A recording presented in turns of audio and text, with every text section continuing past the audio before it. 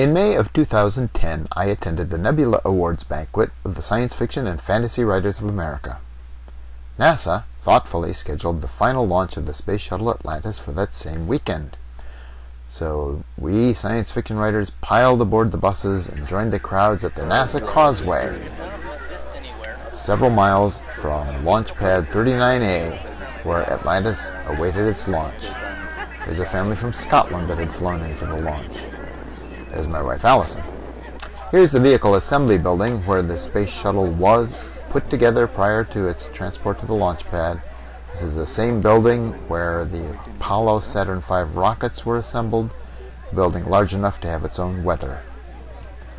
We're going to pan along the cape here to give you some idea of how long this peninsula is and the distances between the various launch complexes. There's 39A, where the shuttle awaits launch. We pan further to the right and we see the U.S. Air Force building, where its launches are prepared. And further on down, there are lots more launch pads, and here is the building for the United Launch Alliance, a consortium of commercial launch companies.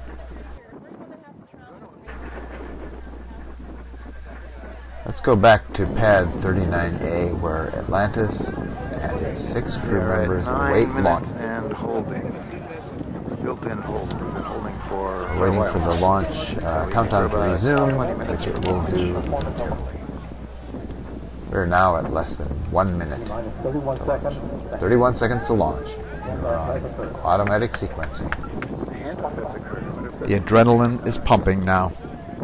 This is about the view we saw through our binoculars, a little bit clearer in real life.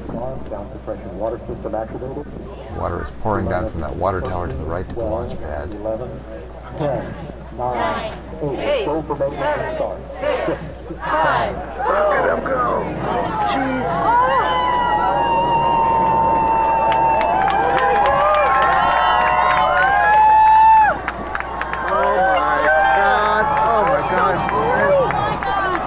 Light from those engines is blazingly bright, far brighter than the video can capture. It's like a small sun rising into the sky.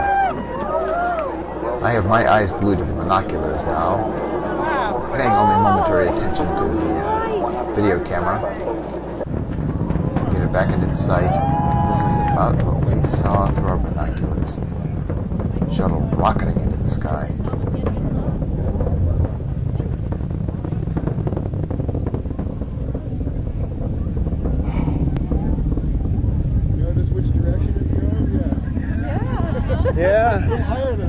Yeah.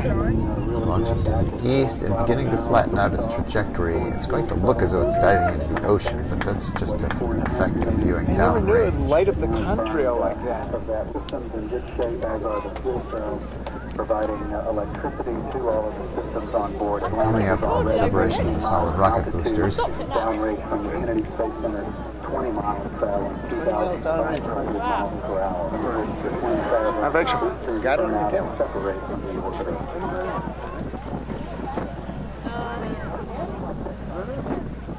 When did they separate? You just said and I missed it.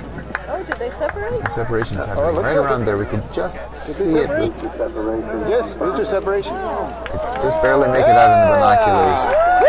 Camera not quite sensitive enough. At this point, the shuttle becomes a point of light. The contrail was from the solid rockets, which have fallen away. So we're watching a point of light dwindling in the distance. Oh, it's way away from the contrail. Yeah. I believe they lost sight of the boosters.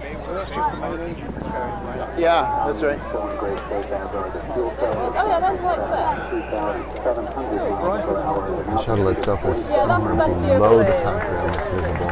Hey. Oh, I got it again. Got it I don't want again. to see it in the video, but we are able to just track it with the binoculars. Negative Pressing the return. timeline here to see what is in the sky. It's past the point of return. I think it's beyond the power of my binocs now. 6,000 miles per hour. In 9 minutes from launch, the shuttle will be in orbit. That was worth it.